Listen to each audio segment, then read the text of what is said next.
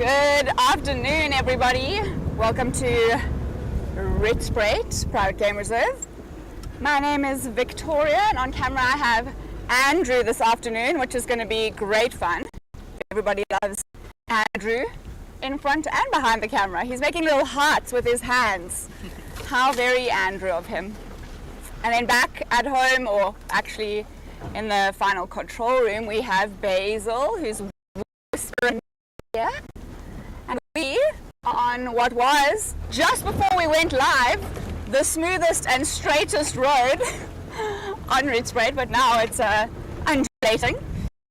But we're heading as far north as we can onto Leopard, because Bye-Bye, the cheetah, and her cub was seen this morning. Actually, Brent on them by listening to what the bush was telling him, and they found these cheetahs and they have a kill. So anything but I haven't made it. We thought, well, let a head start, and we're going to try and see if we can find Bye-Bye and her Bubba, her little one. Let's see who we have with us this afternoon.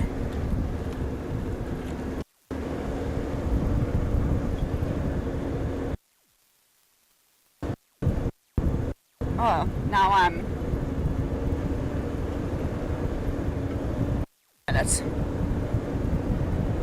I'll get there. While we wait for YouTube to load, it's a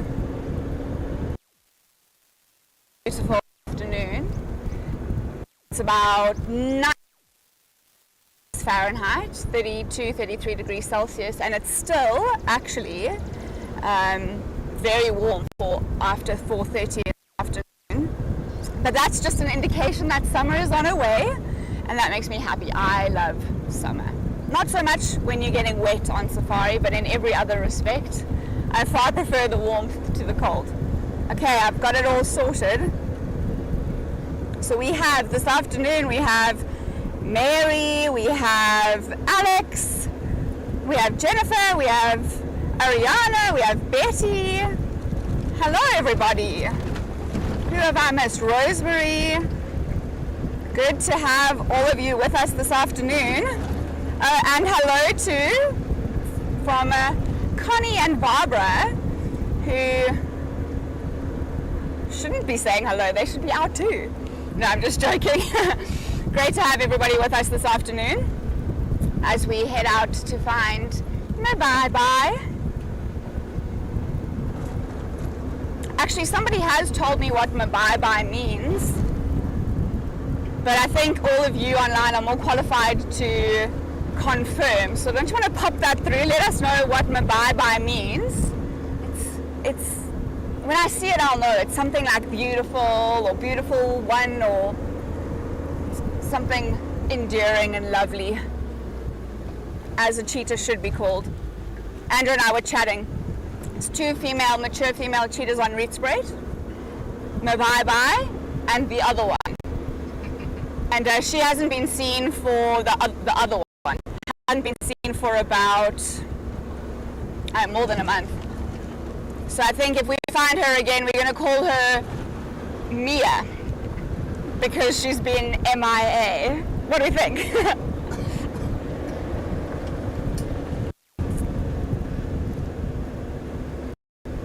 Brent, Jennifer says she asked Brent and he said it meant elegant or chic. That's a good thing. That's a good name to give a cheetah.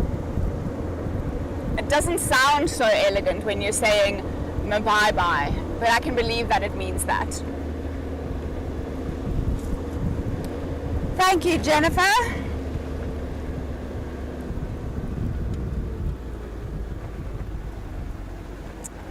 Alrighty. We should be coming up to cross onto Leopard shortly. And then it will just be a matter of me navigating. This is my first drive solo, flying solo. So navigation, YouTube, all of it is, the onus is on me, and I feel ready. I feel ready for the responsibility of YouTube and maps and all of you. Although I hope that in the not too distant future the maps will be very redundant. That's the hope. That's what we're working towards. We've been out a couple of times learning roads. Andrew and I actually did a little road learning expedition yesterday morning and got all the way to Leopard Dam, which is going to serve me well this afternoon, getting to Leopard. But we got there and no sooner had we seen the resident hippos and it started to rain. And we were far from home and we had cameras and we were weak. We could have been stronger. And so we put foot and zoomed in the direction of home, and actually thank goodness we did, because I got to meet two of Rietspruit's great characters. I got to meet the cheetah brothers, who are apparently called Fence and Line. And ironically, we did find them on the fence line, so they're aptly named. I don't know if this is right. I'm just the name thing is something that I'm getting used to. You know, where we've come from, names were only used for strictly scientific reasons, and they were not supposed to be affectionate terms or anything like that. And here we get to have, you have so much liberty to name them and enjoy them like that. And anyway, all this to say, I met Fence and Line. I don't know who was Fence and who was Line, so I assumed that Fence was the one with the collar and Line was the one with the collar, because you know it's a line. It's not a line. You have to use your imagination. And Fence was the other guy.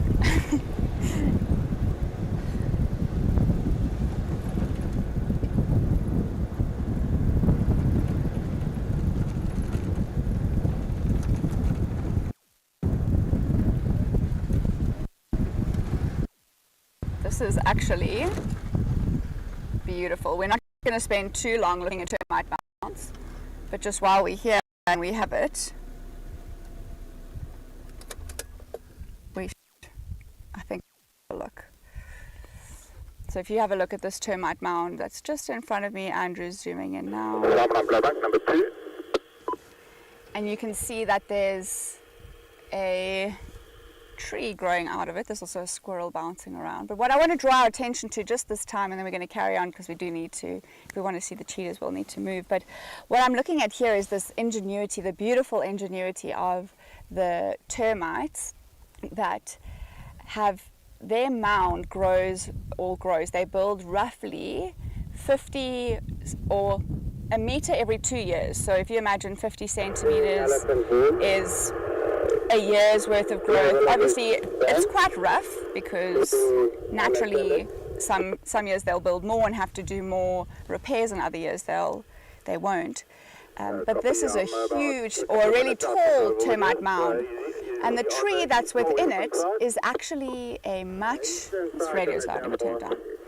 The tree that's within it is actually much younger than the termite mound. So what would have happened is that the tree will have taken root and grown from, initially it would have been deposited there by one of the carrier species, anything from a bird to an antelope, and then the tree will have taken root because inside the termite mound there's just amazing little pathways, so there's very little resistance for a new tree to be putting roots down, and the soil is so nutrient rich where the termites are active that this tree has basically planted itself in an eternal fertilizing haven. Oftentimes you'd have guests and they would just expect that the termites had built their mound around the tree, but it's almost always the other way around, that the tree has grown from within the termite mound. Sorry, last station, can you just repeat that update? But that's, I think, enough about the little termites hiding in there. I think it's time for us to trundle along and see if we can execute our plan of finding Mabai and her cub. Mary loves termite mounds. Mary, I could probably spend 4 hours telling you about termite mounds, and that's exactly why it gets so tricky to stop for 5 minutes or 3 minutes or whatever we did there. But you know, we'll just deliver it in little snippets as we go along. Talk about termites. Who else do we have?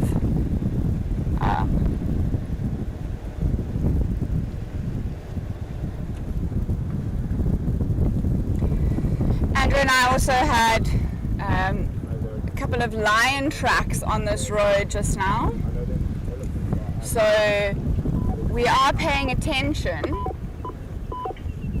They weren't all that promising. You never know. I think that these lions are good at surprising people, and perhaps they'll surprise us. The best part about a safari plan is that the more you plan it down to every detail, the more it will be derailed. So, and that's always a great thing. A safari plan that gets derailed is always one that becomes a really exciting game drive. So perhaps we should plan this game drive down into a tiny little T, and then it'll be totally taken off its rails, and we'll find something else that's amazing.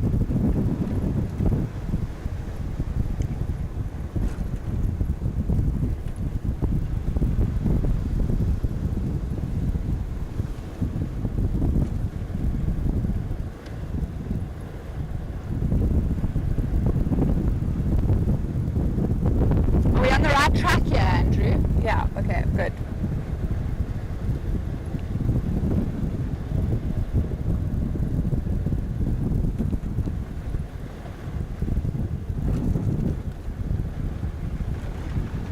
Just checking how close we are. No, we still got a little bit of ground to cover.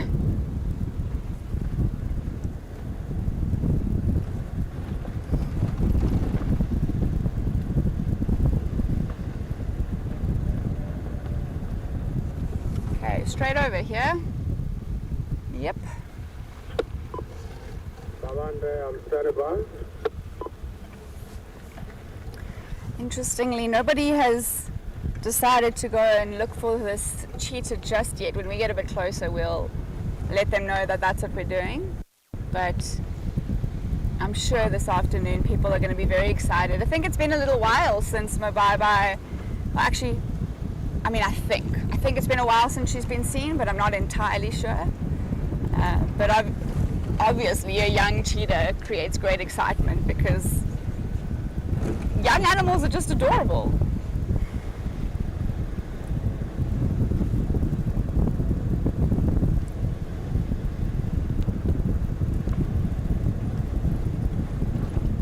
I keep losing my YouTube for some reason, but we'll get it working. In the meantime, which way, Andrew? This way. This is the way we shall go. Whoop. There's a duiker darting off, as they do. Okay, there we are. What are we seeing and saying here, everybody? Oh yes, it was. Jennifer's saying what a crazy wildlife encounter Andrew had with the Ellies. He's so calm. And they were so close. You know, Jennifer, you are not wrong. In camp, we've watched that video a few times over. I was very impressed with him. Very, very impressed with how cool, calm, and collected he was. Now we are on Leadwood, and the vegetation's a little bit different here. You can see that the eye can penetrate into the block of land much further on this area.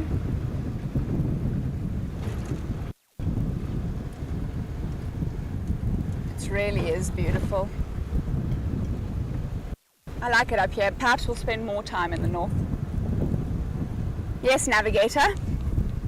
Are we on the right track? We're on the right track, everyone.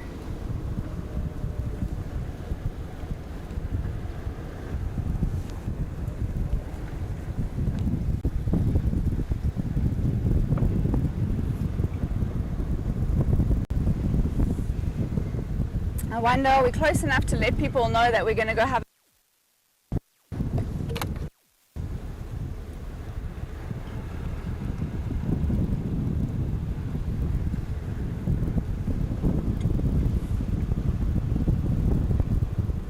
maybe I'll hold off for a minute.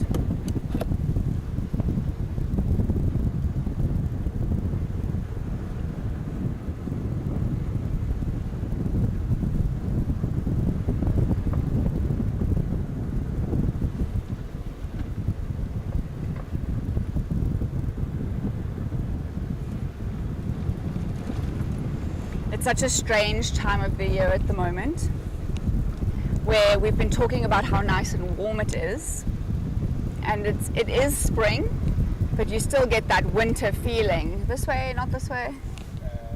No, okay. Even though it's really, really warm days, by the end of the evening you can often be reaching for a jumper to put that on.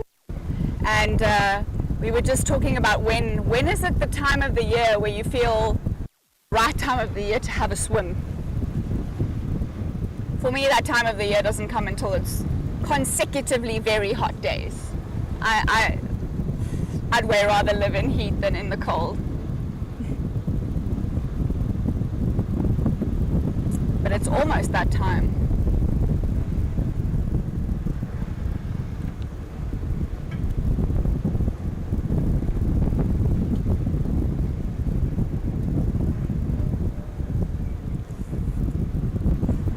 We are enjoying the soft lighting. It's not quite golden hour, but it's very nearly golden hour. Maybe if we're lucky, by the time it's golden hour, we will be with the cheetah.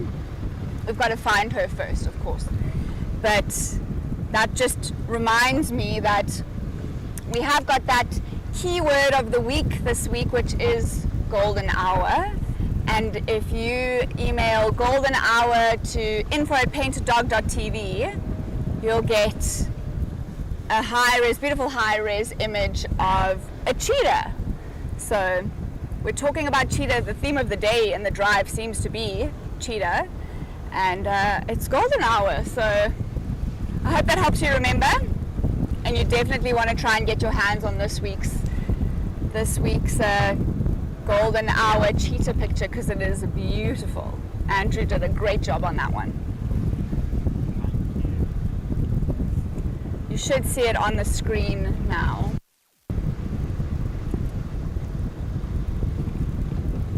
Andrew, which cheetah was that? That was one of the boys. One of the boys. It was fence or line. Ditched me on a package ride. Apparently it's a great photo, but they didn't hang around very long after that photo was taken. They cut into the block of land and he lost them. The only photo he got in that sighting was that one, so thank goodness he got the photo.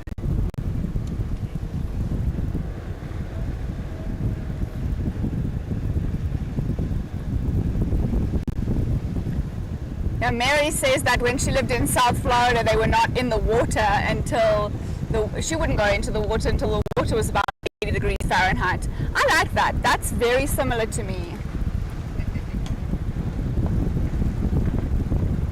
I'm not one of these people who wants to be cooled by the water. Not really. It mustn't be cold. It must be like, just comfortable, a little bit cooler than the room temperature. But also it mustn't be swampy and really warm, because that's gross. There's a sweet spot somewhere there. A swimming sweet spot.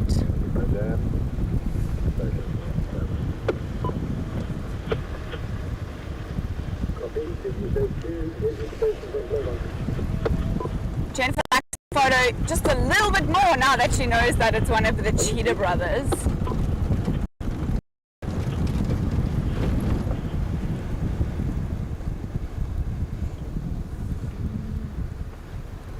Where are we off to? This way. Usually when you're navigating as a human to find other humans, you use the most worn path, but sometimes these animals go far off the beaten track, so you definitely can't use that logic when you're searching for wildlife. Except for game trails. Game trails are often helpful, especially when they lead to a big source of water.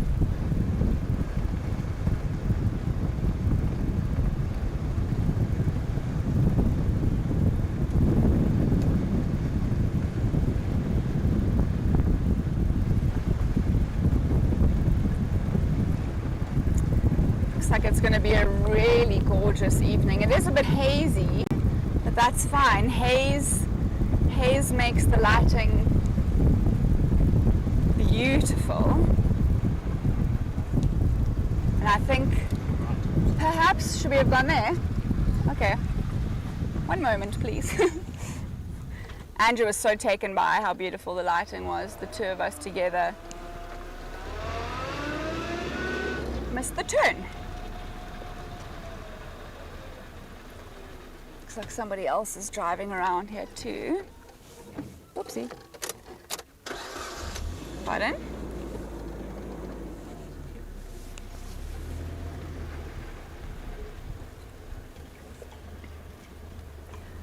Elsa, nice of you to join us. No worries. We don't mind. We haven't seen too much just yet. We've looked at a termite mound and we're on our way to hopefully find some cheetah. Let's see if we can find out. Hi there. How are you? Good, thanks. I have one Whoops. Nkumbi, two Nkumbi, western side of Hippo Dam, just behind the wall. Yeah. Okay, so you've had a look. You haven't seen them yet. We'll go scratch around, see if they're there. Maybe they've gone to find some water. Thank you. Have a good afternoon. So somebody, this person we've just passed, has actually had a look to see if the cheetah are where they were this morning. Chatted to Brent in the middle of the day and he said that they seem to have quite a lot of the carcass and they'd pulled it quite thick or into the thicket, which is a great thing for cheetah to do because anything will almost anything will chase a cheetah off a kill. I've even seen vultures chasing cheetahs off kills and then the cheetah moves and doesn't ever return.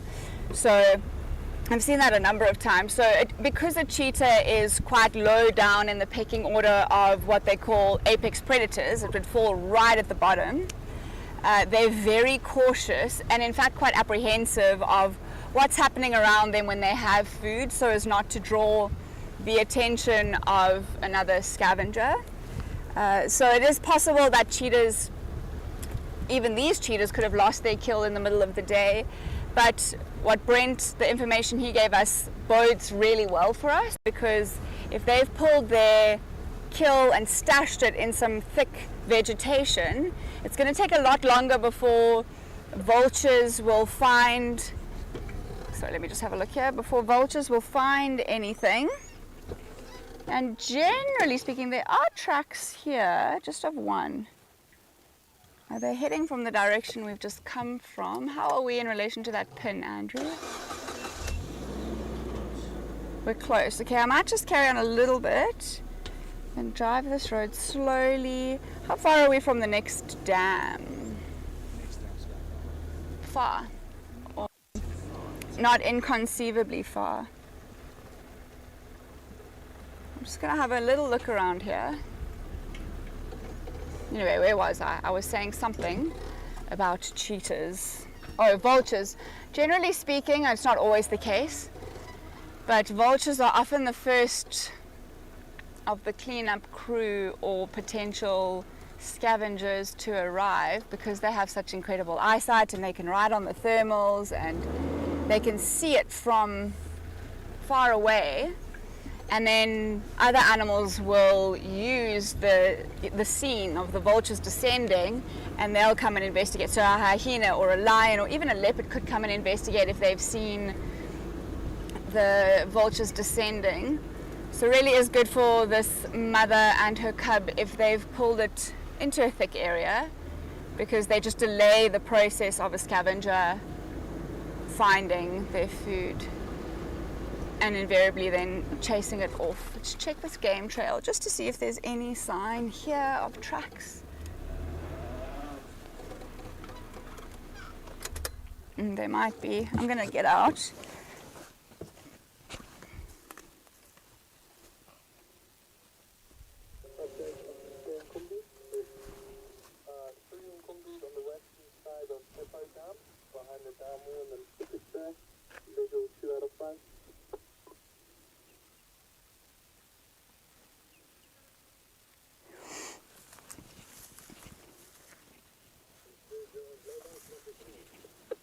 There's a little bit of an indication of, I think this could be the tracks. I don't know how well you can get them here, Andrew. They're a bit tricky.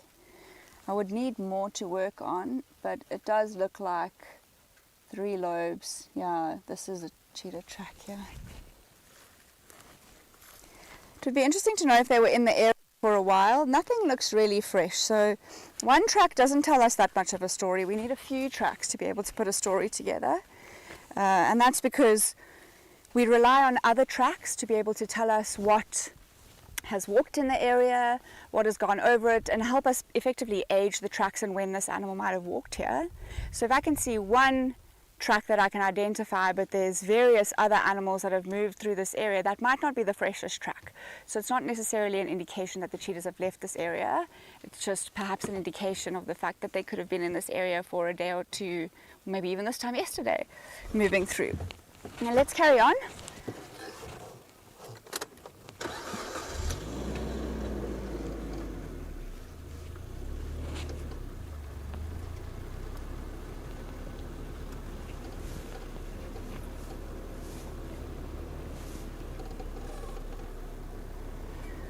I have to put my supersonic spotting eyes on to penetrate this bush and find some spotty cats. The cats that are designed to blend in. And here we are searching for them. So that's kind of, in fact, that's a large portion of why it's so fun. You look in there, Andrew, there's nothing lying in there. Further beyond the thicket, I'm gonna grab my, oh, is that what it is? Oh, my bad. It could very well be a garden. Okay, in that case, that is not what we want. We don't want to be looking into someone's garden. It's a piece of debris that I had seen and thought could be a cheetah.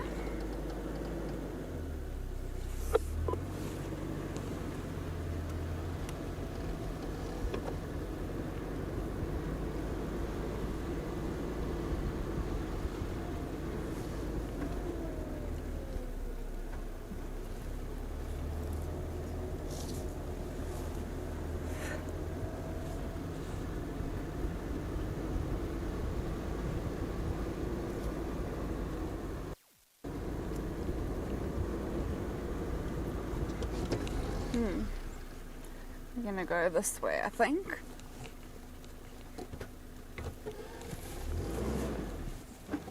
Nope.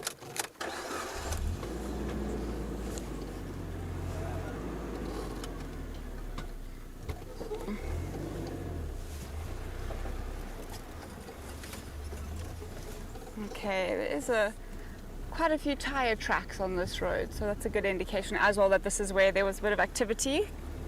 People in and out. Not so much.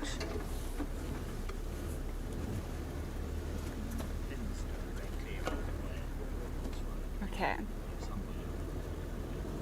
Somewhere along this road. In a perfect world, they'll be posing on a termite mound or moving through the grass. That would be amazing. Leaving the lock of the free on Combi on the western side of Hippo Dam. Open lock. Sounds like there's some rhinos on Kaya.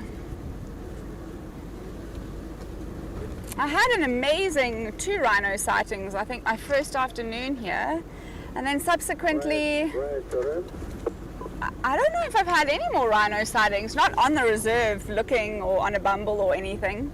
So perhaps my next drive will focus on finding rhinos. I'm very excited about black rhinos because they're just not a species I've guided with, and I'm sure I've told you that. But in an environment like this, where we know we have black rhinos and a female with a calf, I can't wait to track and find them and spend some time with them if they'll let me. Hopefully in the next couple of days, weeks, months. Okay, this is actually lovely cheetah terrain. They would have been able to see quite far to be able to catch the impala that they killed. So it is a good landscape here. Lots of high grass as well.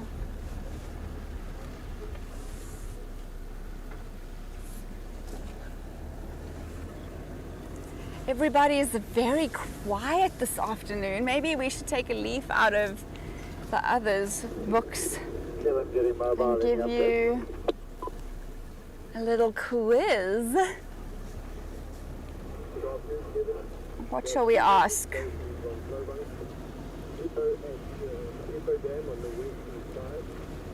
There's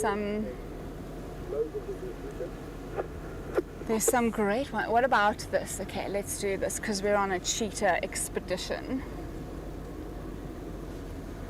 What is the average age that a cheetah can live to? Let me know, everyone. Let me know what the average life expectancy for a wild cheetah is.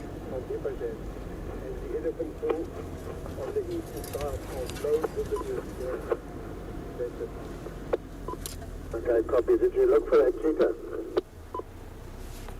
No.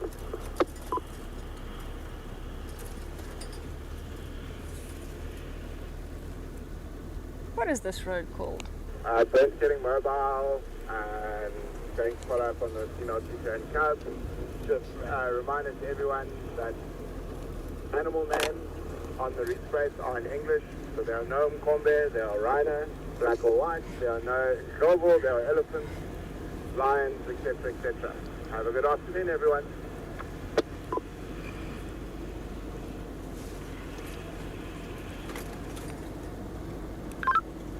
Brent for Victoria.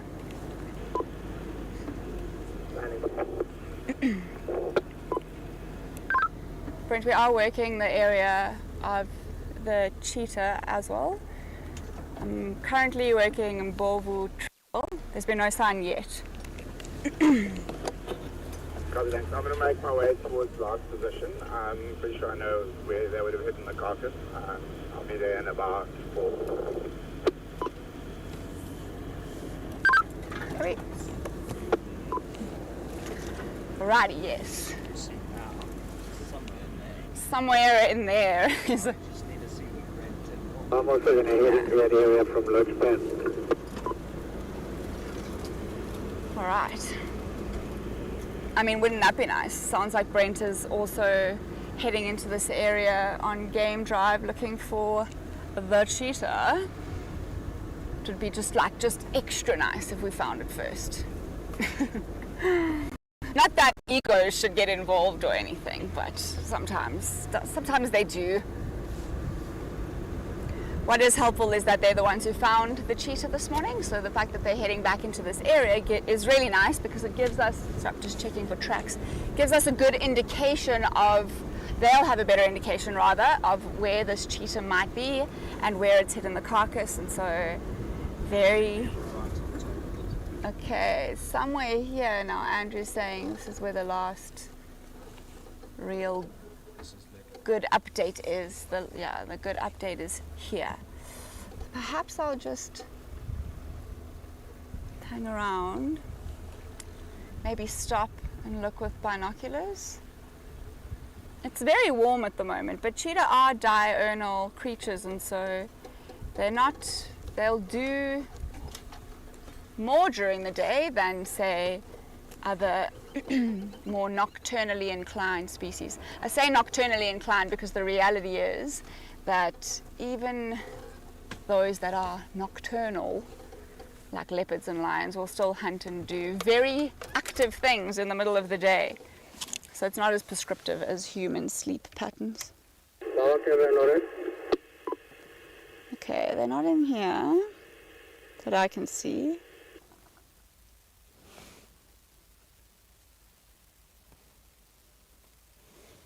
Just doing a thorough scan with binoculars.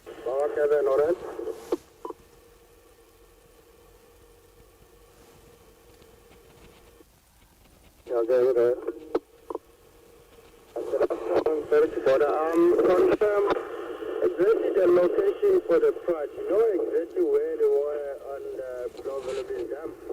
Alright, so Mary's answering our question about the average life expectancy of a cheetah. 15 to 16 or 17 years is your guess, Mary. It's a good guess. It's a bit of an optimistic guess, though. Actually, the life expectancy textbooks will say around 12 years, and it can even be less than that. I think that realistically the wild is a tough place to live, and often it will be lower than what you'll read in textbooks, the life expectancy. Is that him? Okay, we're going to get more info. Never mind. They have moved swiftly past us. It's okay. We do have the radio, so we're never not in contact. Oh, here they come. Here we all come.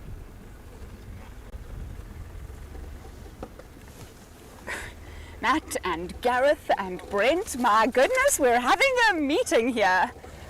Hello. Did we? Okay, we'll come and turn around. You can put us on camera. Look at what we found. What did you find? You. We found all of you. Oh no. Find animals. Pardon? Yes, I did. I found 4. We found these, and now we found Gareth. Like I said, it's like we're having a work meeting, but in the middle of nowhere. Goodbye. You can go. This. I'm trying to learn the ropes around this old vehicle. Yeah. Gareth's just laughing. This afternoon. Off you go in a puff of smoke. It's a different kind of clutch control. He says that's a different type of clutch control that vehicle requires. I actually haven't had the pleasure yet of driving that car, but I can smell it. And when you can smell a vehicle go past, you know that it's going to be a fun one to drive. I'm turning around now because Brent says we've just kind of moved past where they last had their kill, and so let's just, really only just gone past, so that's a good sign. And Brent does feel like he has a good idea of where they might be, so I feel good. I feel hopeful, although... Pardon? Yeah, Kevin's coming into the area as well. But Gareth is moving out. He's just figuring things out.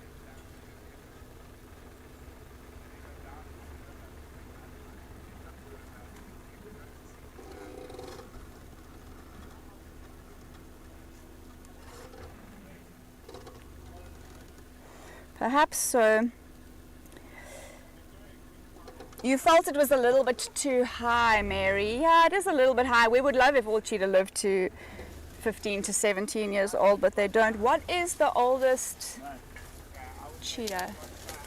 Okay. Oh, they ate it. Something else ate it.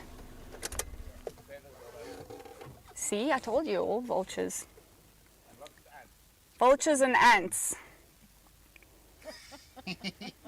Lick it for us, Brent. Give it a little lick. Don't, please don't. Don't you dare. It's just like what it... Do it. Do Do it.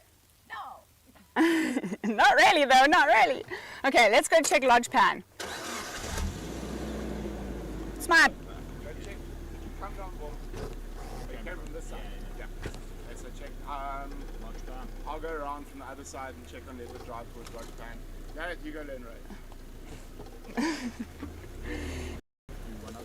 Yeah, we're gonna go. You go this way, you take the lane. Okay, cool. Just if you miss it, and I find it after, there might be trouble. What, 50 push-ups?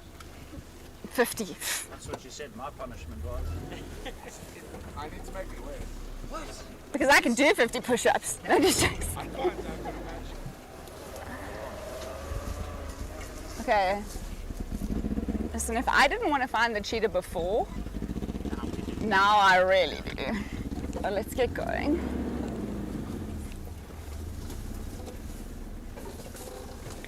See, so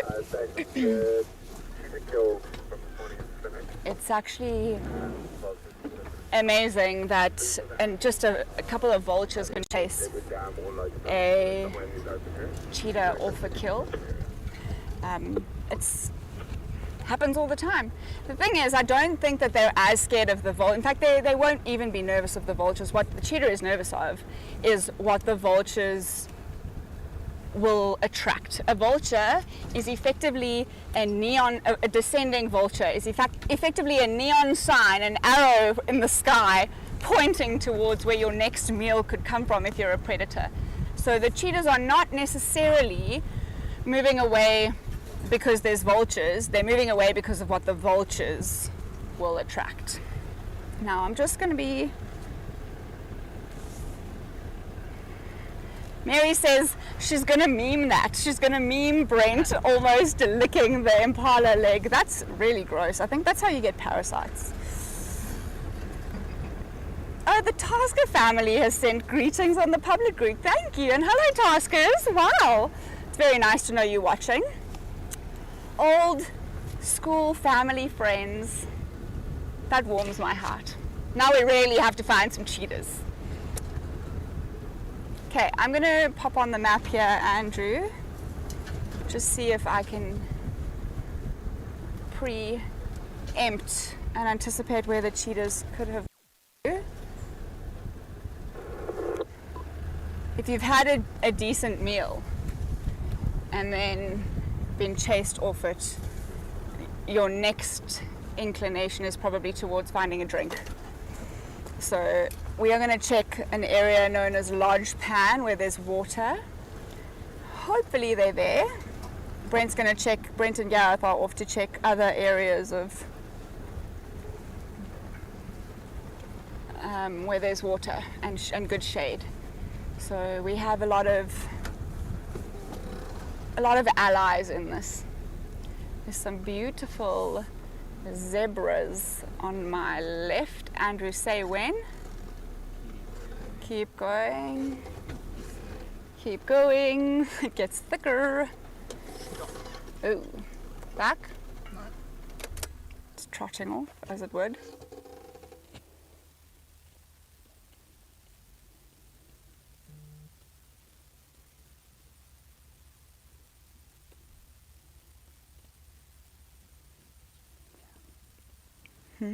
Through the gap, you've got it there. You can see why the shadow stripes of this subspecies of plain zebra, that like brownish faint stripe in the white, is so useful for these zebra, because it really does add an extra layer of camouflage. It breaks up their outline further, and you won't believe it, but zebra do a great job at hiding in these environments. Pretty, that looks like the stallion. Generally what you're going to have is a stallion and his group of mares, and the group of mares have a very strict hierarchy. So his first female that he's acquired when he started his harem will be the most dominant female. The second female he acquires will be his second in command, and so the chain will go, the pecking order within the females that belong to this male. And they actually they know their order so well that they walk in that order. So you'll find the first female, and if she has a foal, it will be with her, the second female and her foal, third female, fourth female, however many females he has, and then he will follow behind, making sure that no other stallions are coming to steal one of his ladies at the back. You can hear someone coming up behind us.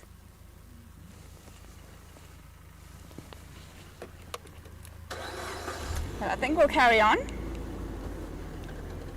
We want to get to Lodge Pan to see if we've got some cheetahs.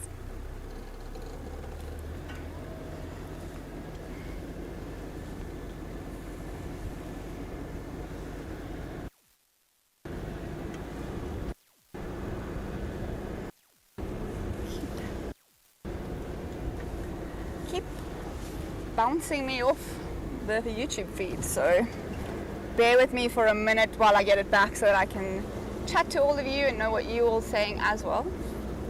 It helps to have you there so that we can have a chat rather than me just talking aimlessly. Yeah, Andrew says, like Andrew. No, you don't speak aimlessly, Andrew. You're entertaining. Oh,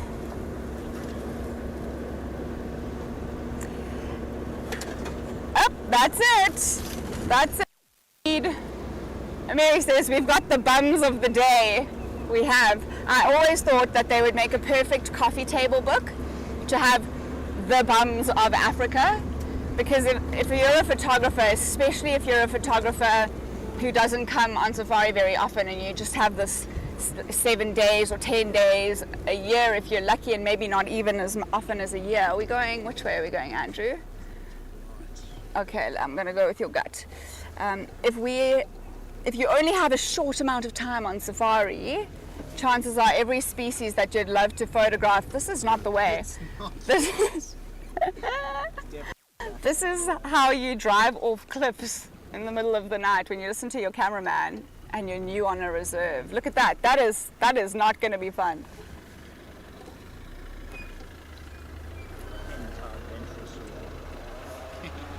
Yeah, it does. Okay, I could. Hold on, Andrew. There's a little dip, not a first drive kind of dip, but a little one. Hello, hello. I'm going to go to Lodgepan, yeah. It is that way, yes. Let's try. Good luck. They're also... Yeah. You go ahead. We're also going to head in that general direction.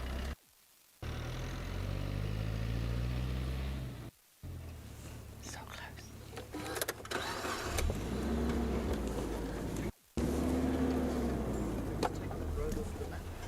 Yes, let's take that road off the map. Standing by. Has managed to relocate the cheetah. Negative, yeah, the vultures have finished the carcass. Tracks look like Okay. they're heading towards Lodgepan, but there might be an afternoon around inside. Okay, I'll take a forward trail in from Lodgepan. I am... You might bump into Victoria. We've done a forward trail back towards Leopard Drive in case they decide to go back towards Leopard Dam. I'm just focusing on the radio while they chat about where the cheetahs could be.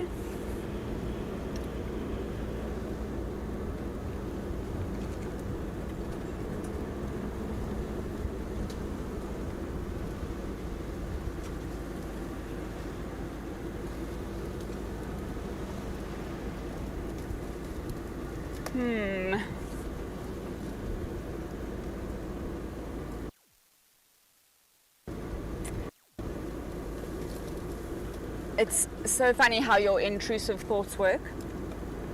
We're talking about cheetah and looking so much for cheetah that I have a song stuck in my head from when I was a child about Rita the cheetah. I'm the fastest cat in the land. Clearly Andrew's parents and my parents grew up listening, or brought us up listening to the same music. That's absolutely hysterical. Nobody on this earth has ever understood that reference until Andrew. That's amazing. I actually still listen to that music. So it's great. All right, there really are a lot of vehicles trying to figure out where these cheetah have gone. It's 2 cars ahead of us that have stopped in the road, so we're just going to let them finish their chat and then we'll take our turn so that we can also coordinate where we might go.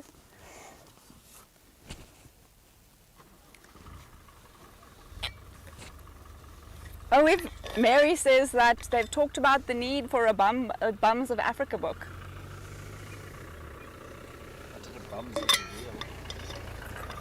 I can move. Hello. How are you doing? I just want to make my little point about Andrew here. It's nice to see you when you're not on leave. Kevin only ever sees Andrew the day he's going on leave. Or just got back from leave. I'm sure everybody agrees that Andrew goes on leave too often. Andrew has too many holidays. We should make him work harder. No, there's nothing left of that carcass. I think she's probably headed that way, but she's probably gone to drink. Sounds like there's also a lot more vehicles, a lot of vehicles hanging around. But have you come from? I've just come from Lodgepan, but And I'm sure she's gone that way then. okay. She's probably headed east and then drinks at one of the houses and then go on from there. But Okay. We'll keep trying. Let you know if we need any else. Just over here. You look you're more of a patron than me today.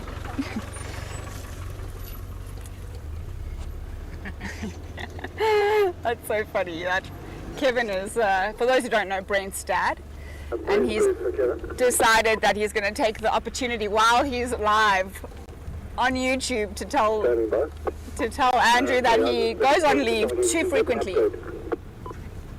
Negative. Okay, there's I think 3 lead stations on Blowbunk. There's been a couple of vehicles looking for the cheetah, but she's finished her carcass and moved on, not sure where she is. Andrew, from here, can we get to Leopard Dam? Is it a far cry? Yeah, I'm just thinking, I mean, it's also water in the area, and that, you know, then we've got...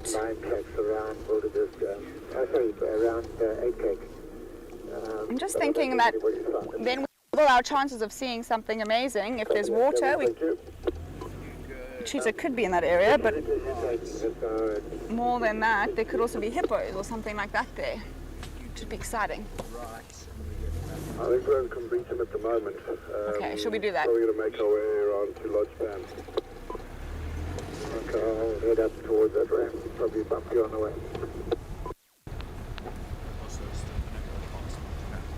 Great. We're going to go past Lodge Pan. We're going to head to Leopard Dam. If we... Okay. If we do this, we're going to increase our chances of finding this mother and cheetah. But, you know, make a great point, and that is that some of the homeowners in this area, we're not far from some of the homes on this reserve, and there's some small pans that they also have in front of their houses. And if she's decided to try there and then moved off into a thicker area, it's going to be a little trickier to find her. We're carrying on this way.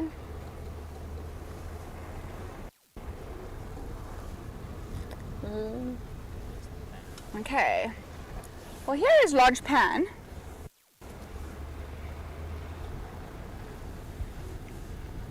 Maybe sit and look and listen for a moment. Who was saying on Sunday's drive that they haven't seen many Egyptian geese on game drive? There is one. There's actually another one on the left, but it's behind the reeds and very obscured. So we'll look at the one. Oh, nope, there you go. Another bum of Africa for our drive. That seems to be our theme. Quite common to see the Egyptian geese in pairs. They'll often be in pairs and then raise a clutch of ducklings or goslings. It depends. You see, they're actually a duck species, so technically it would be a duckling. But we call them Egyptian geese, it just feels more correct to call them, or their offspring, goslings. Either way, they have a lot of them. Offspring. In fact, in these areas, there's a lot of different species that typically would exist, but the Egyptian goose has been so successful that a lot of those species have been outcompeted, and instead of being common species that we see regularly, the other duck species have become something of a special sighting, just because the niche that is occupied by all of the different duck species is now been dominated by Egyptian geese. It's moving in the direction of Lodge Pan. Spotted on the eastern side of the dam, rhino at Hippo Dam. It's also very common that you'll see the waters. People are following up on because they're a duck species, of course. Area. Yeah, copy that. I'm looking to give a hand on that cheetah. Anywhere you want me to work? Everyone wants to the cheetah. We looked around the area where the cheetah was, and we said he said not there. We're going to let them waddle off, and then I think we'll go and head towards Leopard Dam, see if we can find those hippos. What do you think? Yeah. Did you see tracks? Or have I got out? No, I haven't got out. I'll do it for you. We're looking at the Egyptian geese. Everybody says they never see Egyptian. That's why you never see Egyptian geese. Do it again, do it again. Your dad thinks that she's gone to track, probably, or the pans. Yeah. That looked a little older, that headed in that before we got to the last. He's not going to want adventure. Doesn't look like the best water source of all the water sources she has available to her. We can get ahead of you then. Bye! We are going to head to, well, I'll go forward, Leopard Dam, see if we can find some hippos. So nice to see so many familiar faces.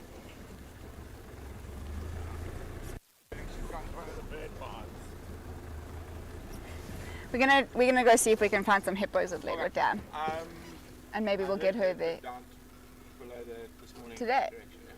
Stop it! Brent's saying all the right things. He's saying he heard leopard. I need to see a leopard on his face soon, even if it's just like a flash. This way, right? Correct, rather. Right. In this context, Andrew, we're at a dead end. We keep doing this. This is our new thing. Dead ends are our thing. Dead ends. Yeah. Okay.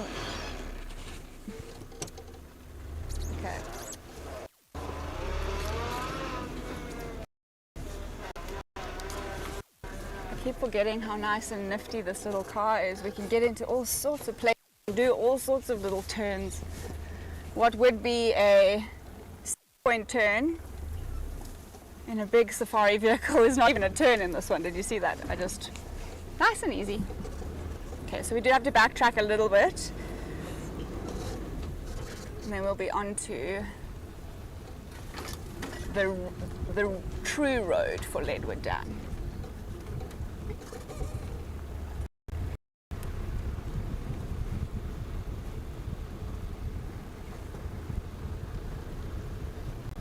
It is pretty up here. You can also feel the temperature is starting to a little bit. We're going to go this way. Yeah. Don't trust me, I'm taking it. And I think Andrew is determined to make him, or to entertain himself for the cheap. He thinks it's funny to take us to dead ends. I'm at his mercy at the moment, because if I close my speed, then I usually. This is a true bump. So I'm at the mercy of Andrew, who does, he knows where he's going. He's had a year on me here, so he's well versed in how to drive.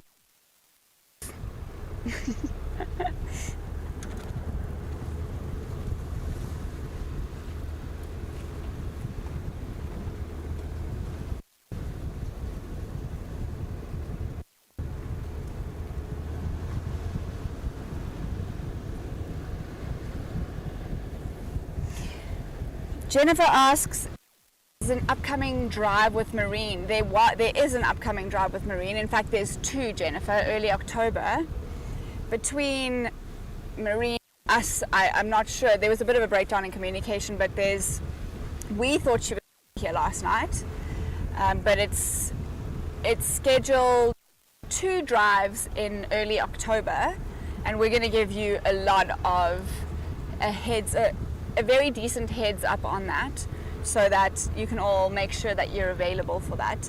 But for those who don't know, Marine is a researcher who's studying and researching leopards in this general area, not just the Rietspruit Game Reserve, but all the fenced reserve and even all the reserves that are open to the Kruger National Park within this area. And so Marina's doing her studies on those leopards, and she has a lot to share with us, because that's it's a population of leopards that this particular area has not been studied very extensively until now. And there are parallel studies that are being run in other parts of the greater Kruger National Park by different research organizations that have been doing it for a lot longer time. They have very robust research. But because generally speaking, a lot of the leopards in this area are not as relaxed because a lot of the game reserves have just not been established as long. It's really cool to know that she's doing research in this area, and so amazing. She has amazing ID kits that are within this area. Individuals, they can ID a lot of different individuals, both based on pictures that have been taken of the leopards and also on camera trap studies that have been done in the area. Camera traps are probably the scientist's best friend, especially when you're studying a shy, elusive species. And they're just amazing. They work on either side of a game path or a prominently walked area, and it's motion sensitive, so it triggers the animal moves between them. And then what they're getting perfect flank images on both sides of a leopard, which helps identify the individual. If you were only the left side and not the right side, the next time you saw the same leopard and you had seen the opposite side, you could misrecord it for an individual and then count it twice. But that's obviously not the case with good research. There are some beautiful impala ladies here. Looks like we have 3 ewes and a young ram. He looks like he was born last November, judging by his horn size.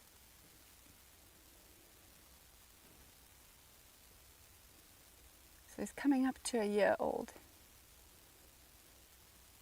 Also looks like a young ewe just to the right of the one that is feeding. She's a bit smaller than the other ewe, that's why. Actually, some of the impala on this property are starting to show signs of being pregnant, as you would expect, because their rutting season is in May, and then they start breeding. So it's about a 6-month gestation period, and what they do is it's more synchronized conception. It's often called synchronized birthing, but they more synchronize their conception, and then 6 months later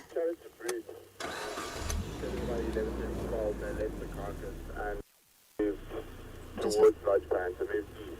Okay. I'm pretty sure they're probably drunk and are lying up in those erosion sections somewhere. So I'm going to go well, that's park off Volvo and frustrating, but also good. I think we should head back into the area where we were, because more information is that somebody actually watched them leaving. We're talking about cheetahs, sorry, I've jumped right back to cheetahs, but there was actually somebody with them when they left the carcass around 1 o'clock today, and they did head in the direction of Lodge Pan, although when we walked around Lodge Pan there was no sign of tracks. It wasn't actually a very convenient area for cheetah to drink. They're not going to be fussy, but if she has to walk into really thick mud to be able to drink, and she knows this area well because this is her home and she'll have a good understanding of where the water points are, she might decide against it.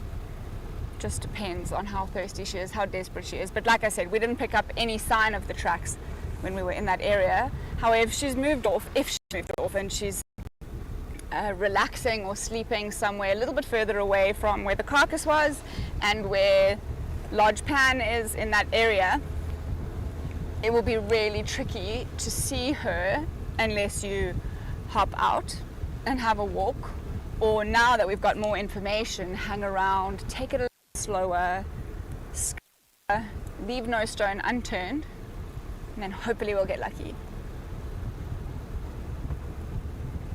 sorry, just back to the impala so that we can wrap that up nicely, is that these impala have synchronized conception so that they have synchronized birthing, and it's such a clever survival strategy because they flood the market. There's, within a space of 2 weeks, almost have been delivered, and then there's, except for the where females have fallen pregnant later or earlier and then the lambs are born before or after the bulk of the lambing season, they're all pretty safe. And that's because they grow in strength and confidence so quickly that they are a soft target for predators in a couple of weeks, but also each week their strength and their confidence basically, and so there's no way that predators can eat all of the offspring, and so I mean impala populations, they say it's a broad they say, but they say that maybe half of the population of that season will be eaten in the first couple of months, but after that, I mean, that's an incredibly successful strategy, really, to be able to have offspring every year and then have an incredibly high success rate with those offspring as well. If you contrast those odds, a 50% success rate, to the odds of the cheetah, for instance, which is around 5%. 5% of the offspring they have will reach independence and maturity. It's a difference, and it favor heavily on the species like the impala that just breed and breed. We're going left here, Andrew? Yes, ma'am. Okay. I'm taking it really slow and easy.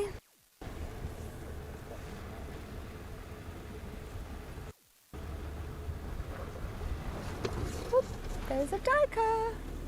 Let's see if we can get the duiker.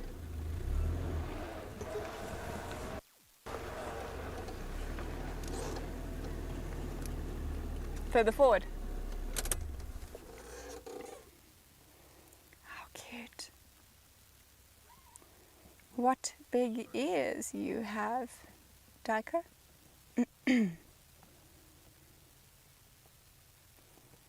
The amount of grey duiker that we see on Rietspruit is phenomenal. I'm used to them being very shy, skittish, you can't watch them. Moving off there. But in this environment, we tend to get really lucky with them. Can I go a bit further forward for you, Andrew?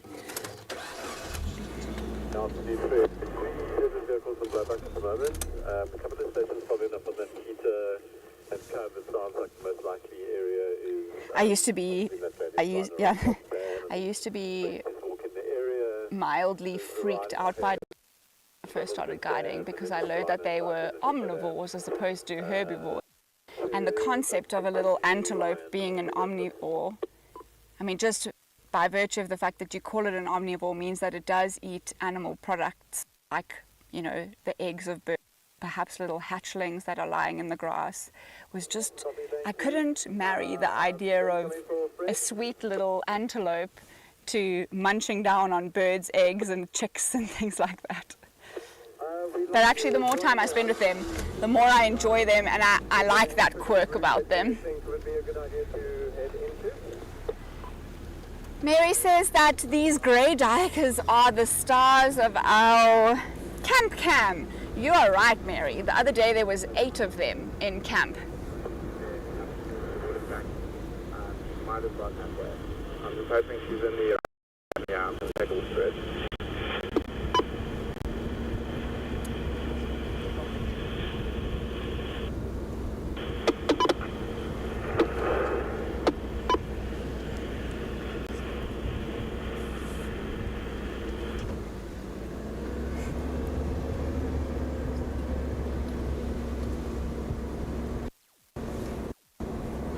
Rhinos.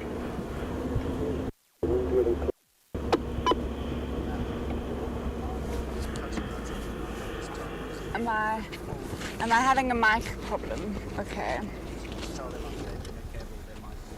Alrighty, everybody. Andrew is going to fix some gremlins in my microphone, so if you lose me for a few seconds, then you know. Off you go, Andrew.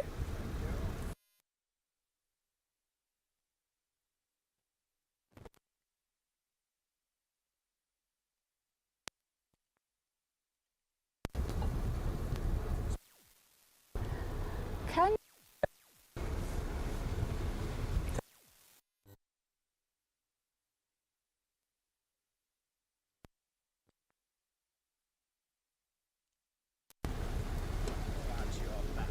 Okay, apparently I'm back. Mary made the comment here that, and then you find out that you think Dyker's eating little omnivorous things is, I nearly just bounced Andrew out the car. Sorry. It really wasn't a big bump, but he was doing a lot of things at once. But you learn that Dyker's, yes, I learned that Dyker's eat all these things, but Mary's referring to the osteophagy of giraffes, where the giraffes suck on bones that they find, and that never freaked me out. I'm not going to follow after the truck this morning. I'm going to park here, so there's a strong suspicion that she could be in this eroded area, the one we nearly drove to a little while ago. But we're on the opposite edge of that eroded site, and I'm just going to park here and maybe stand up and take a little bit of a stroll to see if there's any heading into this eroded section. I'm going to grab my binoculars, because as the light fades, not only do binoculars help you look further, but they let more light in so you can see.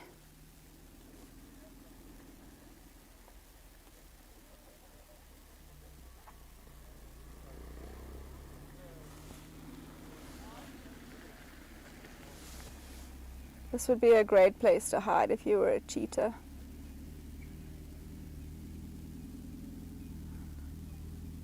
And we know that there are a lot of other predators on the prowl on Rietspruit, so we're just having a look. Nothing, unfortunately. We'll keep our eyes open. Yeah, I mean, I'm sure they're in this area, but we're just not having any luck yet.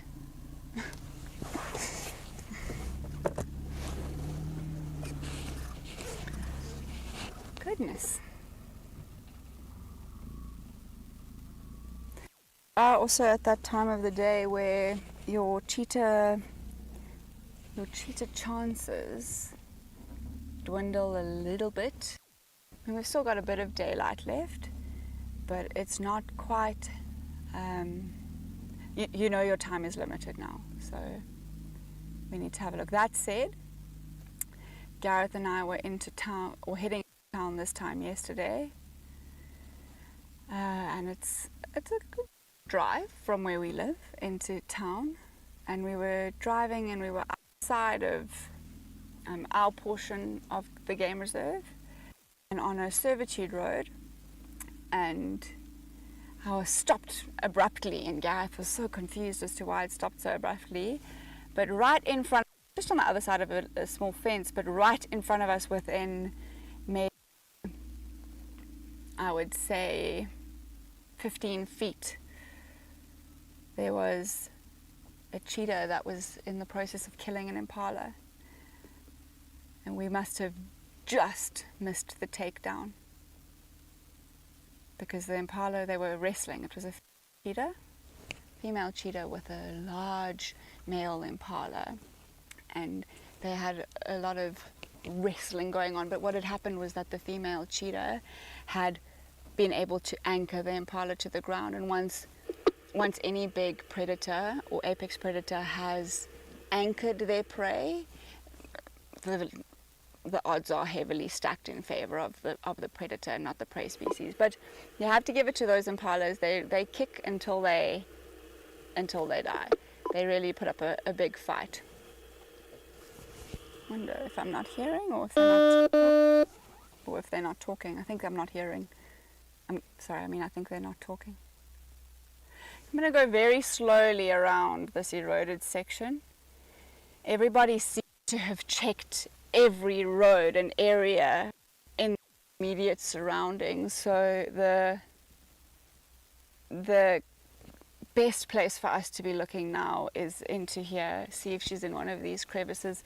Not long ago, I've only been here a week, so definitely not long ago, I watched the lions do the same thing, and I'm not used to these big erosion sites. We never had many of them, but the lions very clearly used the deep crevices of the erosion areas where they were sleeping, and it makes sense. It's cool in the sand and it's shaded because they've got decent sized walls up on either side of them, so it would make sense. Not that a cheetah wants to relax or a lion wants to relax, but it would make sense that a cheetah would be using this area. So we're just going to crawl around the outskirts and see if we can find her.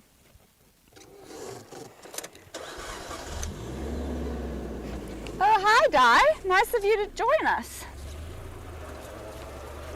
Just a general announcement. I forgot this morning when I was coming back at about 8:30, I heard a male lion roaring on the western side of Twin Crossings, on the Leopard side of Twin Crossings, but on the west of the river.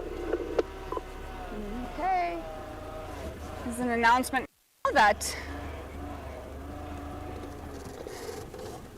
now that there's was lions roaring around 8 a.m. this morning, and we're not going to rush into that area.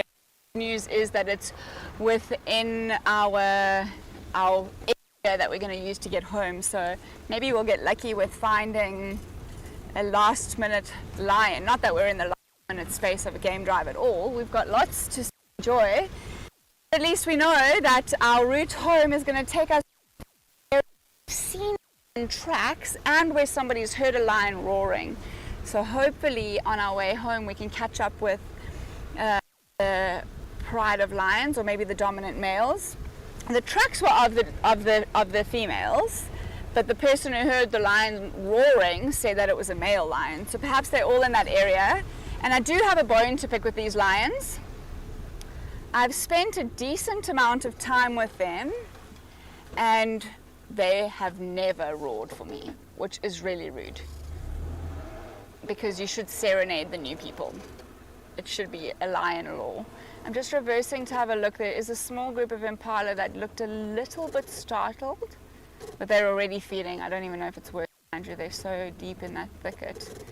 For a moment, when we drove past, they were all in one direction, but in the time it's taken me to reverse back to them, they've already put their head on feeding.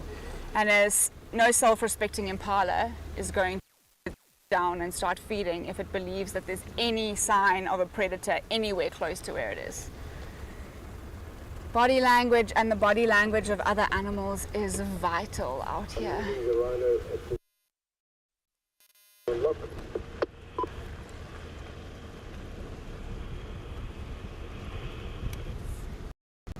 Mary said this is one of her favorite areas in the reserve after the fig tree forest and the riverbeds. I love that fig tree forest. Until I had come to Leopard, I had never seen a fig tree forest, but there is that beautiful area on this reserve where the floodplains of the river are the perfect habitat for, it feels like hundreds of figs to have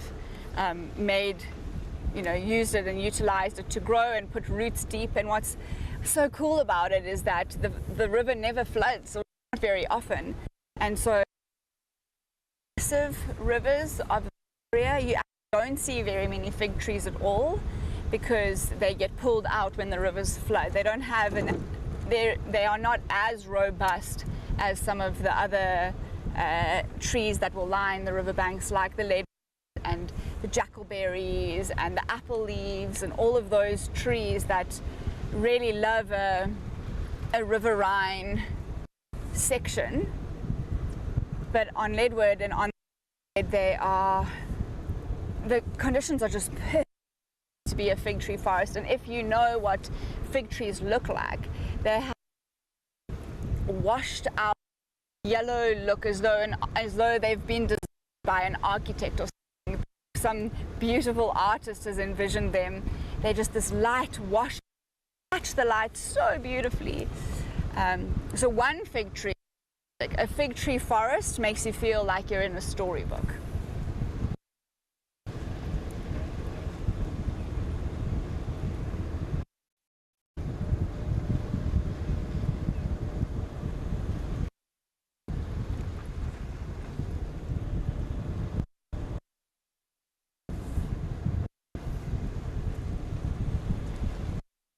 Still scouring here.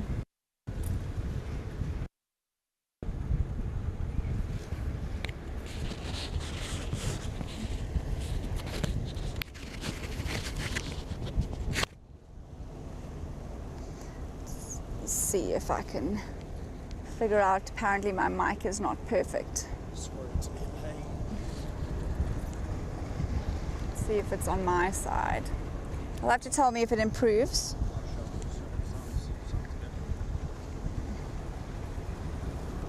So far, so good.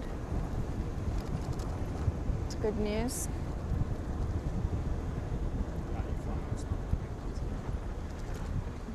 Perfect.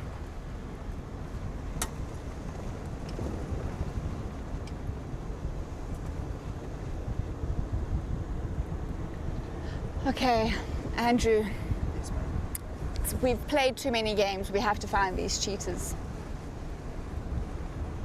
Maybe they're not sure because leopard. They want us to leopard. Andrew, ever optimist, is saying maybe the cheetah are not showing themselves because maybe there's a leopard around and the cheetahs are just being gracious and they want us to see the leopard instead of the cheetahs. If only that were the case.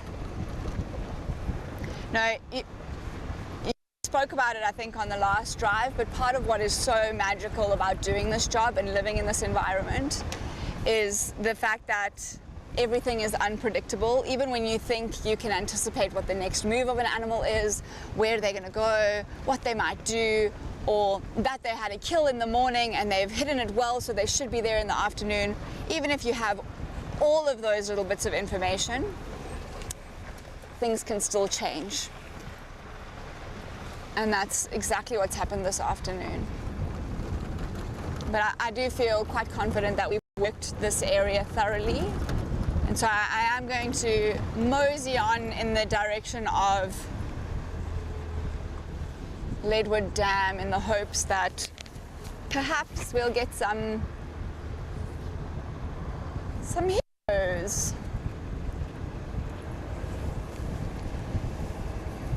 Something has just flown into my eye, which is very normal. Very normal for life out here. Par for the course is to fish bugs out of your eyes.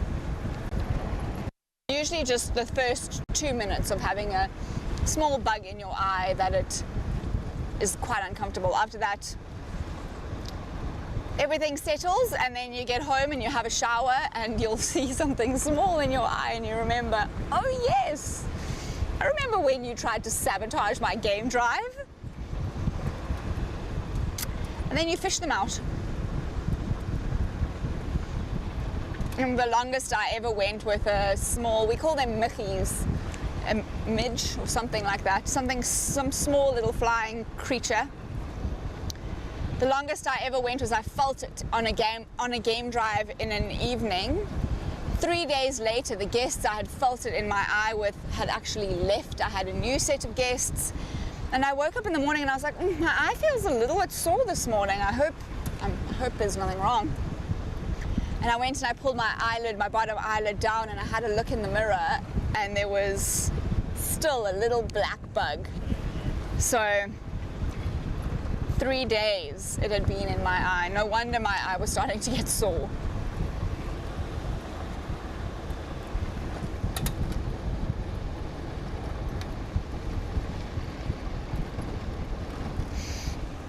Jennifer asks an amazing question. She said, of all the prey animals, is there one species that has the best chance or track record of getting away from danger? Well, Jennifer, it depends entirely on how we want to look at it. If you want to look at population success, the impala have done a phenomenal job, because in any game reserve, if it's a natural system, impala will be your most, in this area, impala will be your most prolific species. So they've done an incredible job at surviving. But one sec. Okay. Not bad.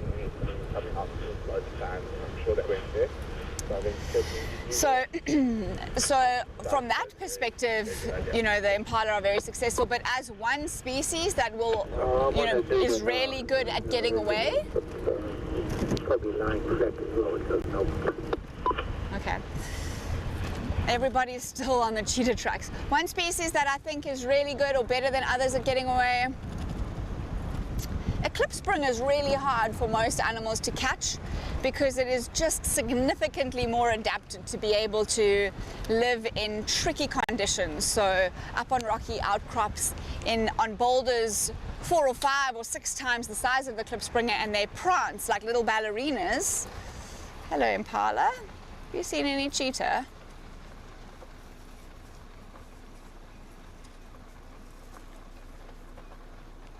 That female in there, look, just to our left, she's definitely showing signs of being pregnant. I don't know if you can get her there. The one direct, no, just, okay, she's moving off. Never mind. In a few days or a few weeks' time, we're really going to be seeing signs of all these pregnant females. But I think the klipspringer is amazing at evading danger. I once watched wild dogs trying to hunt a klipspringer, and what they did, the klipspringer did, it was a male, a female, and their young one. And the boulder was massive. It was 3 times my height. And what the 3 klipspringer did, and it was a sheer drop. It wasn't like it was gradual and had a nice gradient. It was a sheer drop with a tiny ledge halfway up that is the size, maybe the width of my thumb, which is not very wide. And all 3 klipspringers, they poised themselves on that tiny little ledge, and wild dogs were lowering themselves from the top of the rock to try and grab these klipspringers, and they were jumping from the base of the rock, and they were coming within a couple of inches of these klipspringers, and all the klipspringers did was stand entirely still, and eventually the wild dogs got bored. I'm going to move off, there's somebody coming, so I just want to move off the road. Leaving the 3 rhino. But the wild dogs unattended eventually just got completely bored and ran off. It was a pack of about 30 wild dogs, so it was a lot of them. Ran off, and then they killed 4 impala. It was like revenge hunting that they did that afternoon. Hi there, how are you? Good, thanks. Pardon? Special? We've been looking all afternoon for the female cheetah with her cub. We've been away for a few weeks, and she was around our house, we know, but we haven't seen her yet. We just came back this afternoon. She made a kill this morning in this area. Okay. But the kill was found with nothing left. Vultures had cleaned it up entirely, so they've obviously moved out the area. The open now, eh? Yeah. No, Yeah. great. Yeah. And that cub looks like it's doing well, so yeah. Actually, I think it was this mother, then she had 2 cubs still, and she made a kill just in front of our house. Oh, wow. We had guests, they walked out, and then there was a kill. Like you organized it for your guests. Exactly. Have a wonderful evening.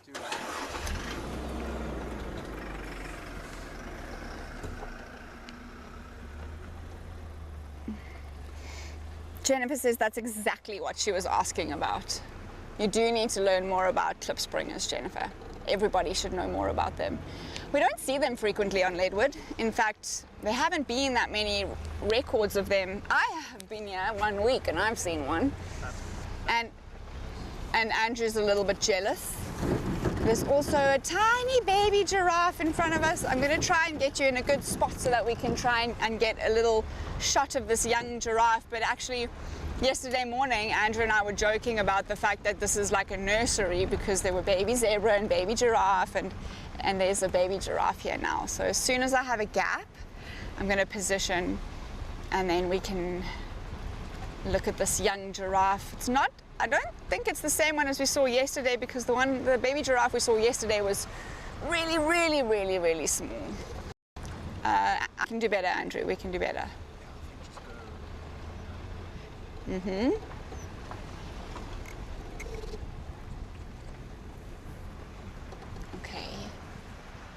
There.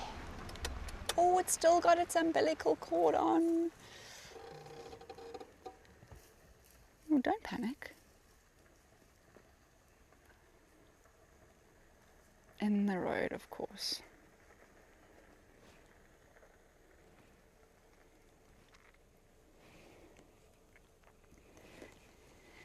That is one big baby. It's not the worst of you driving to this south and Sunset link after dark. So now they're protecting the country, but I can't see where they go underneath. You can see there's still an umbilical cord there, hanging on from the belly button of that young giraffe.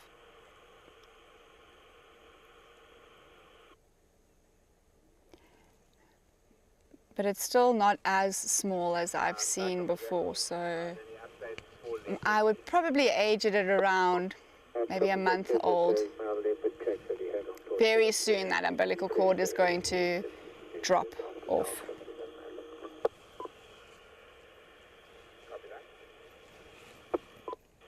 Mum's watching something here, so if you, maybe Andrew will take us to the mother, but she's quite fixated. Well, she was. Her expression is softened, but she's moving off now. Giraffe have such phenomenal eyesight that if they've seen something, they'll see it from a lot further than we will see it.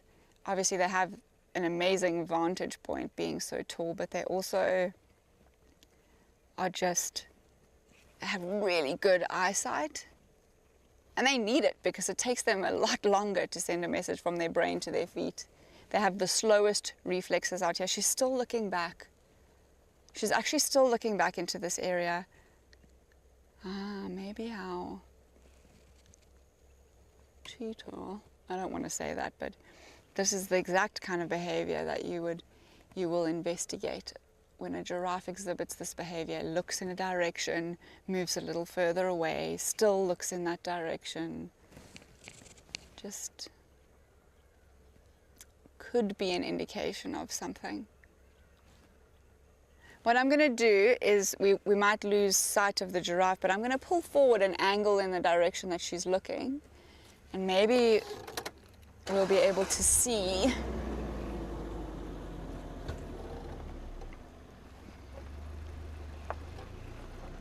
what it is that's got her attention. Oh, it is tricky because we've lost a lot of light. So finding animals in daylight is one thing. Finding animals when it's sun is set and it's got dark is another thing entirely. I'm just going to pull over here and look back into this area in case she saw something worthy of her attention.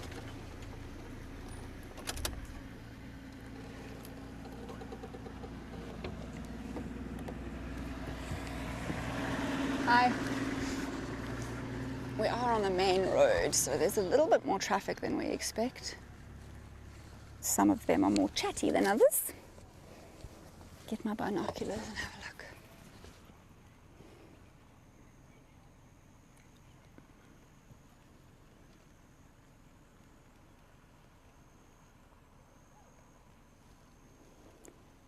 You just have to pick up on these animal behavioral cues, especially when you're looking for something specific.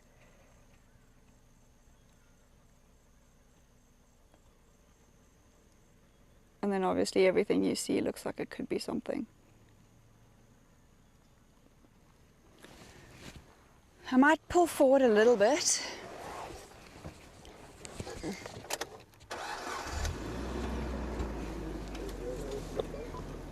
There's something there that I wasn't sure about. 99% sure that it's a piece of bush.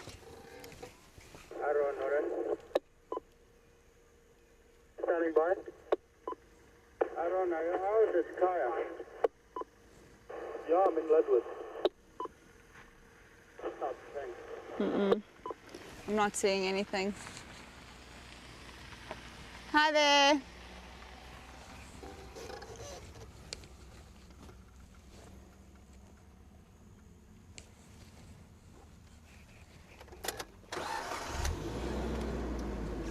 Okay, let's get back on the road.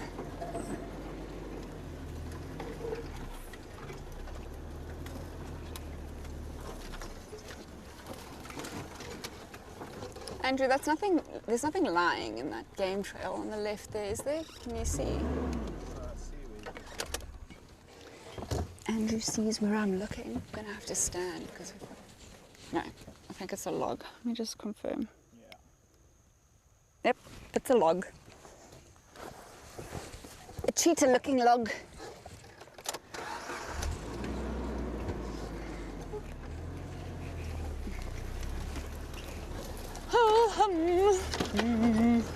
Where are you? Kind of alarming that probably when Plant got to start a bit further north. Copy, thanks. I'm still on board. I'm going to make my way there.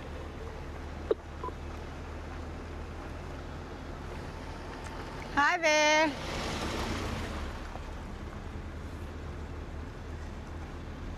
Okay, it's almost that spotlight time of the day. Andrew, should we go and see if there's any hippos? Oh, that way. Want to see hippos? We gotta go that way. Should have asked you a second ago. We want to see a hippo. Who would like to see a hippo? When last did we have a hippo on live drive?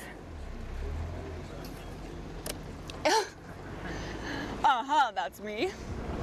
We're reliving our childhood here, Andrew and I, on this vehicle this afternoon, singing about cheetahs and hippos, but it really was the best music ever. That one was like, Mvupu, the happiest hippo. That's me. The kind of guy you'd like to meet, you better believe it. Please come and dance with me into the night. You can't actually dance with hippos, folks. This is a serious matter.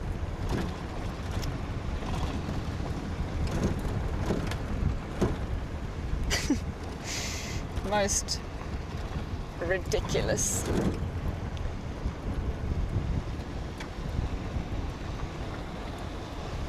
Yes, a hippo, please. Oh, Mary, I hope I can grant your wish. I did just catch some glinting eyes from within Leadwood Dam, so I'm feeling better about the hippo situation, or more confident, although to be honest with you, when we left camp this afternoon, there was I believed entirely that we would find the cheetah, so perhaps, hopefully the hippos don't christen my first drive the same way as the cheetah did. My first solo drive. I think that's them. Is that them or is it them? Okay, I can't tell if it's wood. Oh, I need a bit of a run up here, or maybe just a little bit of extra help. There you go. Hold on, folks. Okay, I can see them, Mary, so that is exciting. They're on the other side of the dam, but they're quite close to the dam wall, which we're driving on now, which means we can position for a great shot of this hippo family, a pod of hippos. Watch the buffalo thorn.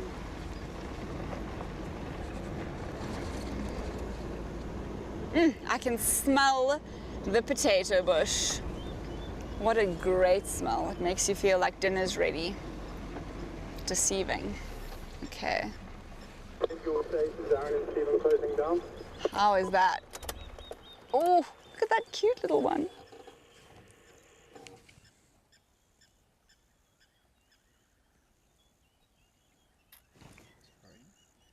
Pardon? You good? Yeah. Okay. There's 3 hippos here. Closing down. So we have a large one at the back. I would imagine that's the bull. A middle-sized one in the middle, which my assumption is that that's the cow. And then here, perpendicular to that female, is a little one. Look at that.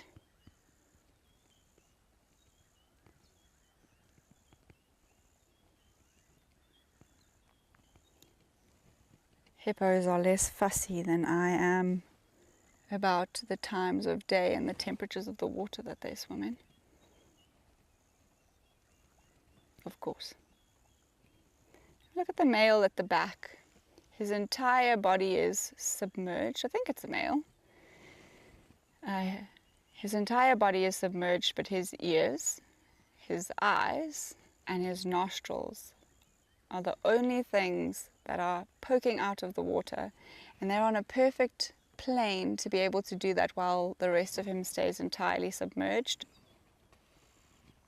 If you think about how our faces are oriented, we have our eyes and then our nose is below it and our mouth is below that, and our ears are backwards from our nose. But it's because we don't need them all to be on the same plane. We don't need to submerge our entire bodies underwater. And hippos really need the water because they are so sun sensitive. Look at those eyes just watching us. Actually, they're not watching us, they're watching all around. Oop, hello. Now they're watching us. But it's definitely wake up time if you're a hippo. When the day has been as hot as today has been, they definitely wouldn't have left their cool water. But now as the sun has set, darkness has fallen, as nocturnal grazers would expect that sometime in the next couple of minutes to hours they'll emerge and they'll start grazing through the night. And then again, just as the sun is rising, they'll retreat, probably come back to Leopard Dam.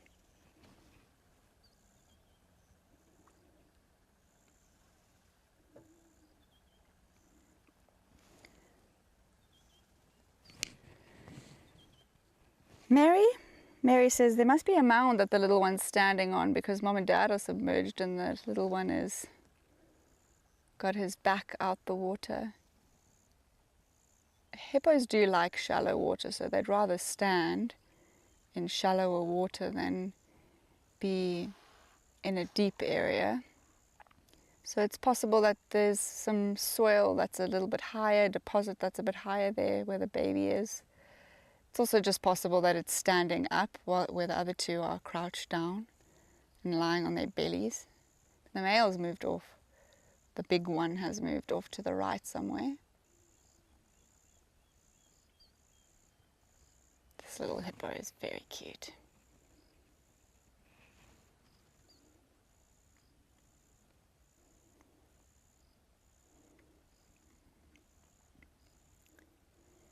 How much smoother, it's gone underwater now. But if you look at the features of the young hippo compared to the features of the adults, it's knobbly nose, knobbly eyes, round ears on that male that we're looking at now. If we get another opportunity to look at the face of the young one, it's all so much smoother. They've all gone under and they've all come up. Everything just is a little bit more smooth. The nostrils are not as pronounced yet. The eyes are still beautiful, big, googly eyes. I don't know if you can catch that noise on the ambient mic, Andrew. Do you think you're getting it? Should be. It's like a, not quite like that. That wasn't great. It's a little bit like that.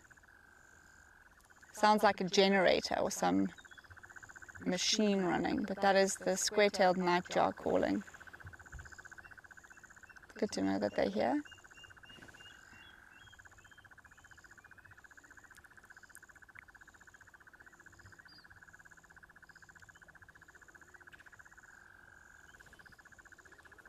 Jennifer is marveling at the fact that some of these mammals give birth to such large, look at him. Oh, that was an amazing display. I think we caught the tail end of that display. He's getting ready. Sometimes they use that as a warning to other hippos or anything that's threatening them. Can also be an indication that they're ready to get moving. Maybe in the next 15 minutes or so they might actually get out and start grazing. But yes, Jennifer, it is incredible how big the babies are, firstly, and secondly, how quickly they acclimatize to effectively being mini adults. I mean, walking and swimming and doing all sorts of advanced, by our understanding of what babies should be, advanced behavior. But it's because we have, our frame of reference starts at human babies who are born what we would call very altricial, which means very, very dependent on their mother. The male's showing even more signs of maybe getting active and getting out the dam.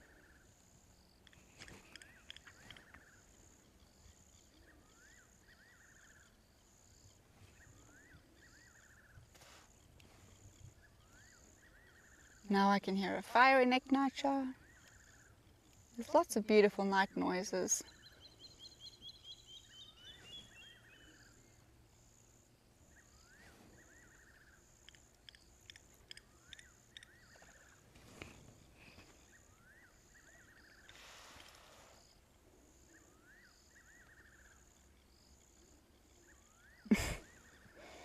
Mary says, we're rather pathetic primates.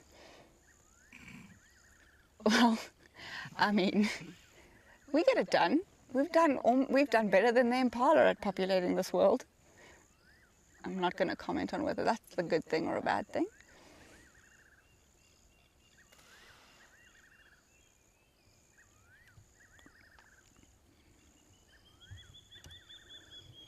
But it is incredible how each species is specifically adapted to be able to bring their young into the world at the optimal time for both mother and baby. I mean, lions, even leopards, they have their young incredibly early. Cheetah too. And cheetah's born with closed eyes. And for the first 6, even 8 weeks, they scarcely move further than a couple of meters. And they're suckling regularly and they require a huge amount of maternal care.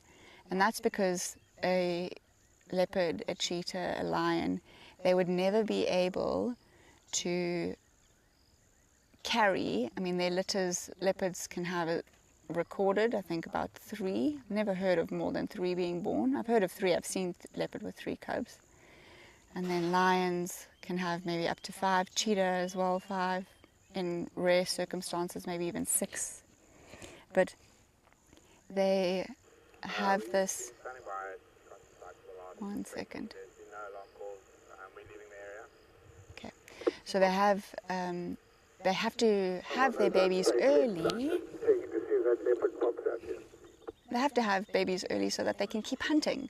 If they became as rotunded as the elephants are after 22 months of gestation, they would never be able to hunt for their food.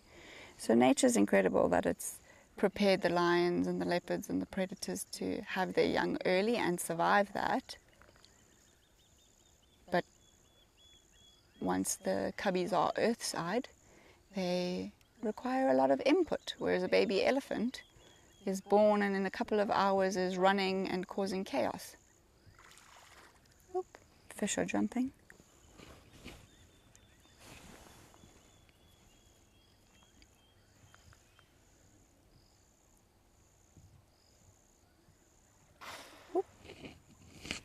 male's just popped up behind him.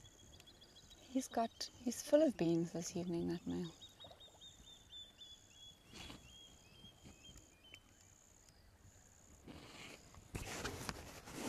Okay, I have a final quiz for the evening for those of you who are watching. Which animal do you think eats more? A rhino, a white rhino, or a hippopotamus? Remembering that they're similar sizes and both are grazers. Let us know. Who consumes more grass? Rhinos or hippos?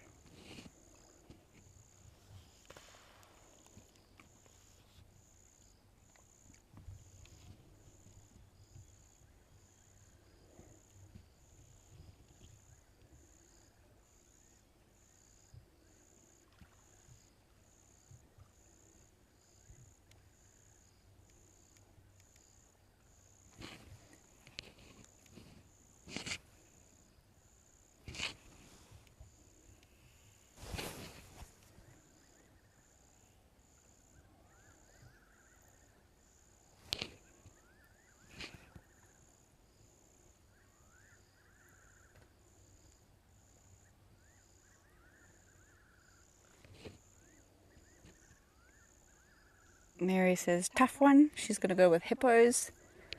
Anybody else want to give it a guess?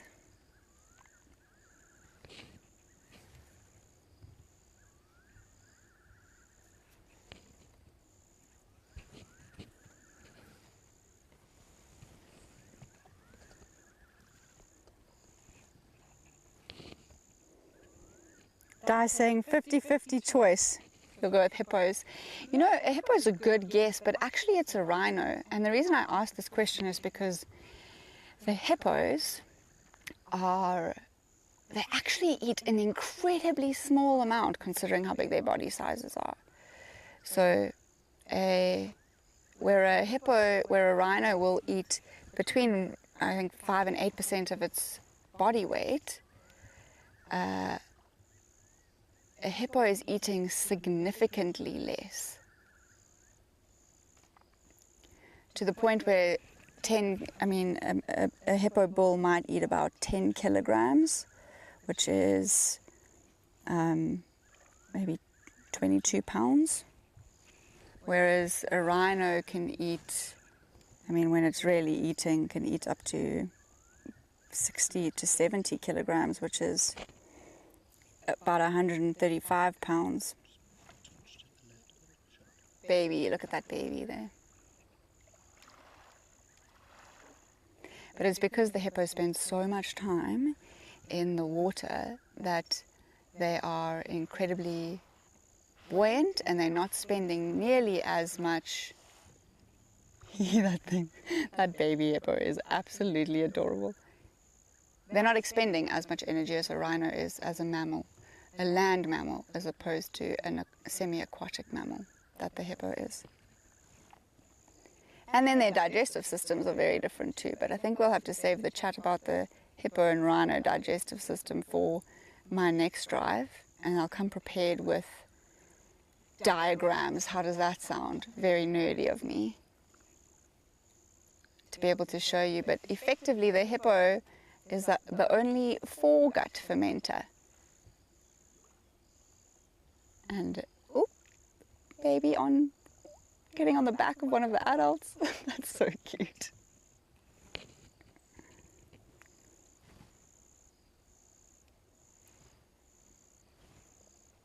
Our stations have got one injury on Kudu.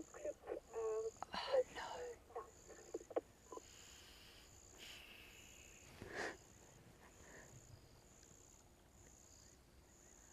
Absolutely. The cutest little creature. The cutest big little creature. Jennifer says, we love visual aids. Jennifer, I will not disappoint. Now I have to go, and even if I have to draw it for you, we can get into the anatomy and the digestion of these mega herbivores. It's very interesting and equally nerdy.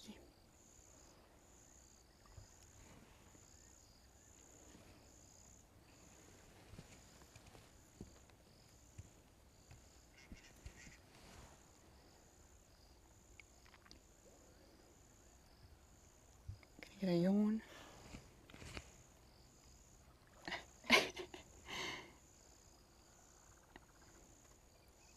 All baby animals love a game of piggyback. And baby hippos are not exempt. It's actually a great way for this hippo to rest on its parent's back. Right now its nose is below the water, but most of its body, well not most, but its head and its back are out the water, and there's no harm now because the sun has set.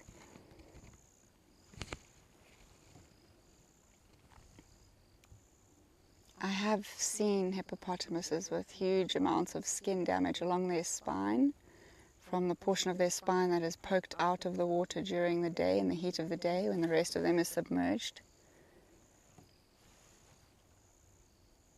So they really can't afford to... Another yawn's coming, I think. Nope, okay. False alarm. Yeah, they need to be cautious about the sun exposure.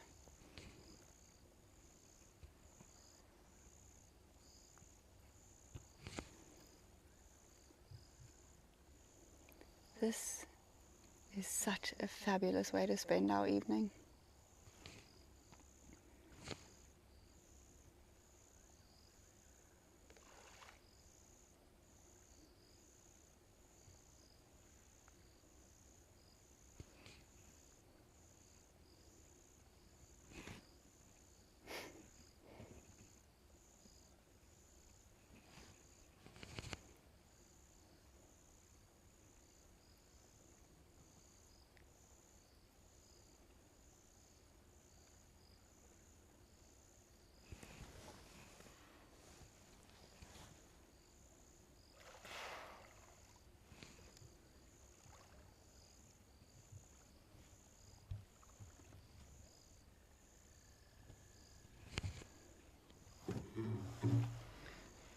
Everybody, thank you for coming out with us this afternoon and experiencing the African bush